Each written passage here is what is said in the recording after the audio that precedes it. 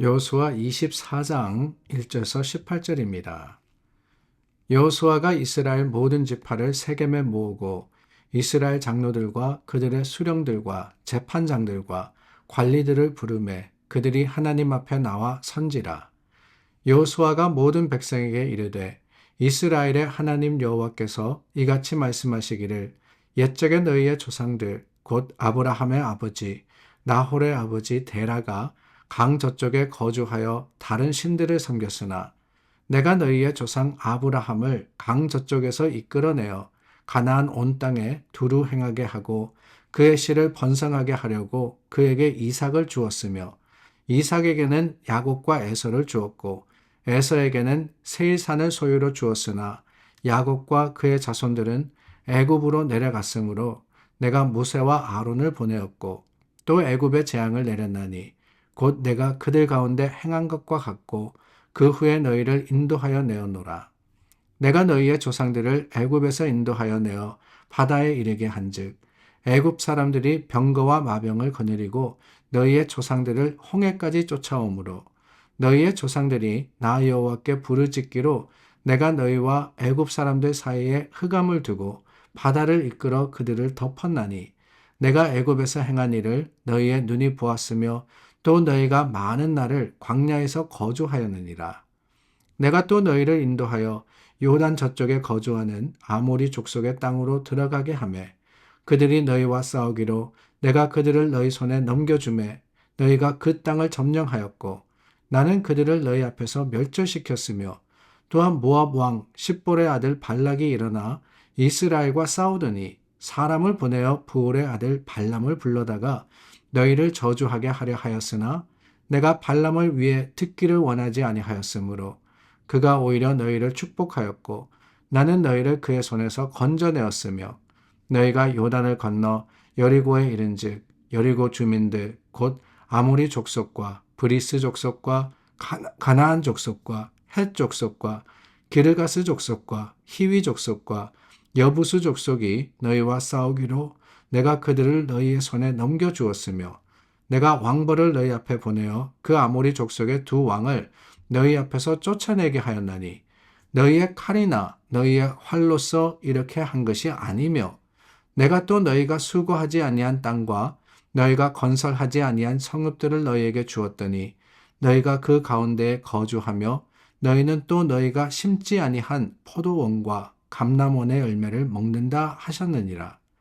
그러므로 이제는 여호와를 경외하며 온전함과 진실함으로 그를 섬기라. 너희의 조상들이 강 저쪽과 애굽에서 섬기던 신들을 치워버리고 여호와만 섬기라. 만일 여호와를 섬기는 것이 너희에게 좋지 않게 보이거든 너희 조상들이 강 저쪽에서 섬기던 신들이든지 또는 너희가 거주하는 땅에 있는 아모리 족속의 신들이든지 너희가 섬길 자를 오늘 택하라. 오직 나와 내 집은 여호와를 섬기겠노라 하니 백성이 대답하여 이르되 우리가 결단코 여호와를 버리고 다른 신들을 섬기기를 하지 아니하오리니 이는 우리 하나님 여호와께서 친히 우리와 우리 조상들을 인도하여 애굽 땅 종되었던 집에서 올라오게 하시고 우리 목전에서 그 큰 이적들을 행하시고 우리가 행한 모든 길과 우리가 지나온 모든 백성들 중에서 우리를 보호하셨음이며 여호와께서 또 모든 백성과 이 땅에 거주하던 아모리 족속을 우리 앞에서 쫓아내셨습니다. 그러므로 우리도 여호와를 섬기리니 그는 우리 하나님이심이니이다 하니라. 감사에는 몇 가지 차원이 있다라는 말을 합니다. 먼저는 받아서 감사하는 겁니다. 무언가를 구하고 무언가를 찾을 때 그 받은 것, 이룬 것을 가지고 감사하는 것.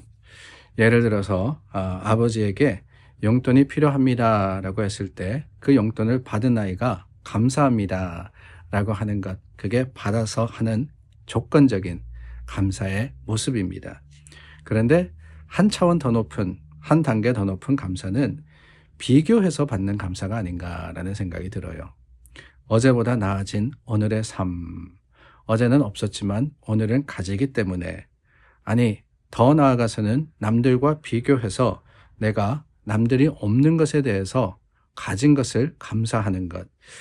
이런 감사도 어떻게 보면은 금방 식어지는 감사가 아닌가. 왜냐?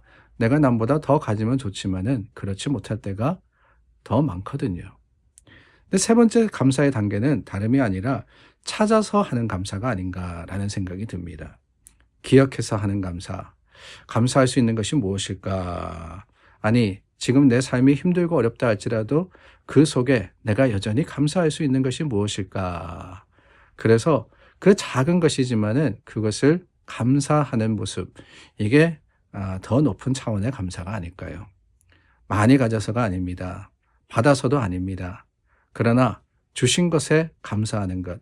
그것은 내 속에 있는 또 내 손에 담겨진 그 작은 것이라도 귀하게 여길 수 있는 이런 마음이 기반이 된 것이 아닐 수가 없습니다. 오늘 저희가 나누었던 말씀, 오늘 본문은 이스라엘의 역사를 돌이켜 생각하는 그런 감사의 제목입니다. 원래 이스라엘의 근본은 하비루입니다. 이 하비루라는 뜻은 강 저편에서 온 자라는 뜻을 가지고 있습니다. 오늘 본문 2절 3절과 말씀을 보니까 아브라함의 아비 이 데라가 강 저편에 거하여 다른 신을 섬겼다. 하나님이 아브라함을 강 저편에서 이끌어내어서 가나안으로 인도하셨다라고 했죠. 강 저편은 갈대아 우르를 이야기하는 겁니다. 아브라함의 조상은 대대로 그 우르 땅에 살면서 하나님을 알지 못했습니다. 그런데 하나님이 아브라함을 찾아오셔서 부르심으로써 강 저편에서 강 이편, 그러니까 하나님의 땅, 약속의 땅으로 이끌어 주셨다라고 하는 거예요. 물론 이스라엘이 그 땅에 완전히 정착하기까지는 수백 년의 시간이 지났습니다. 필요했습니다. 그러나 그 과정과 하나님의 하신 일들을 잊지 않고 돌아보며 헤아릴 수 있는 것, 그게 바로 큰 감사의 제목이자 또한 하나님의 주신 믿음의 능력이 아닌가라는 생각을 해보게 됩니다. 물론 그 과정 속에는 여러 가지 어려운 일들이 있었습니다. 아브라함도 이삭도 그리고 야곱도 요셉도, 아니 그 이후에 모세와 함께 광야 40년의 생활을 했던 사람들 뿐만이 아니라 여호수아마저도 여러 가지 어려운 일들을 겪고 실패하기도 하고 좌절하기도 했습니다. 그러나 그 모든 과정 속에서 여전히 함께 하신 하나님, 그 하나님의 임재를 찾았을 때 하나님이 우리를 도우셨습니다 라고 고백하는 것이 그게 가장 큰 감사, 자랑의 이유가 되는 겁니다. 그러므로 우리는 돌아볼 수 있는 지혜가 있어야 돼요. 하나님께서 내게 베풀어 주신 것이 무엇인가, 그것을 헤아릴 수 있는. 그래서 말씀드렸지만은 어제도 말씀드렸죠. 에베네셀, 여기까지의 그 감사가 하나님을 향해서 드려지는 지혜로운 신앙인들이 되어야 하는 겁니다. 그런데 그것만이 아닙니다. 진정한 감사는 과거에 이루어진 일들, 그것을 헤아리는 데서 그치는 것이 아니라 오늘 내게 있는 것으로 하나님을 찬양하는 데 이어지고 있습니다. 비록 오늘 나의 삶이 풍요하지 못하다 할지라도 하나님 앞에 만족하며 또한 하나님을 찬양할 때 그 감사가 하나님이 귀히 여기시는 주님을 향한 드림이 되는 거예요. 이스라엘도 그랬습니다. 가나안 땅을 차지하기 위해서 참 많은 대가를 치렀습니다. 아니, 광야 생활보다는 풍요했겠죠. 훨씬 넉넉했을 겁니다. 그러나 그 상황에서, 가나안 땅을 차지한 상황에서 이스라엘 백성이 주변의 나라들과 자신의 형편을 비교했다라면 어땠을까? 아니, 우리가 생각하는 이 배경이 가나안 땅이라는 데서 그치고 있지만은 여러분 더 넓게 생각해 보면 어떻습니까? 갈대아 우르 땅도 있었죠. 더 나아가서는 애굽 땅, 이집트 땅도 있지 않습니까? 그 당시에 가나안이라는 곳은 지금의 이스라엘 지역이죠. 가나안이라는 곳은 애굽의 풍요함과는 비교할 수가 없습니다. 애굽은 나일강을 따라서 비옥한 토지가 있었는데 가나안이라는 곳은 척박한 곳이거든요. 젖과 꿀이 흐른다 그러지만은 사실은 참 메마른 땅입니다. 근데 그런 비교를 하면서 내가 부족하다, 내가 받기는 받았지만은 다른 사람보다 못 받았다라고 생각을 하게 되면은 절대로 감사할 수 없는 겁니다. 그러므로 여러분 중요한 것은 지금 내게 있는 바로 이겁니다. 그게 최고의 축복이에요. 하나님의 주시는 것, 하나님의 복은 다른 데 있는 게 아닙니다. 나에게 적절한 것으로 더하시고 나를 아시는 하나님이 내 필요를 따라서 하나님의 적절한 그 적당한 사랑으로서 채워주시는 것, 이게 바로 감사입니다.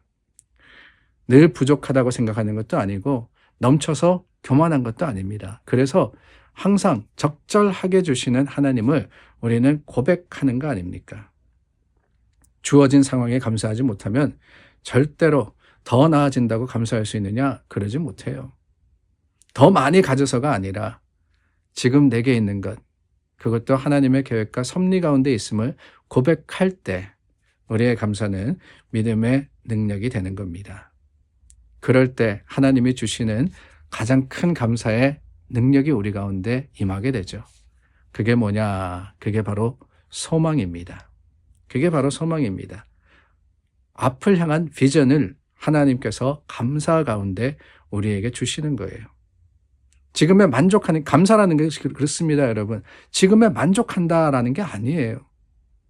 하나님이 지금 주신 것에 대해서 우리가 하나님을 인정할 때 하나님께서 앞으로 더 좋은 것으로 주실 뿐만 아니라 더 큰 것으로 맡기실 것을 우리가 확신하는 것, 그게 바로 감사가 아닐까요? 여호수아와 백성들의 고백은 그랬습니다.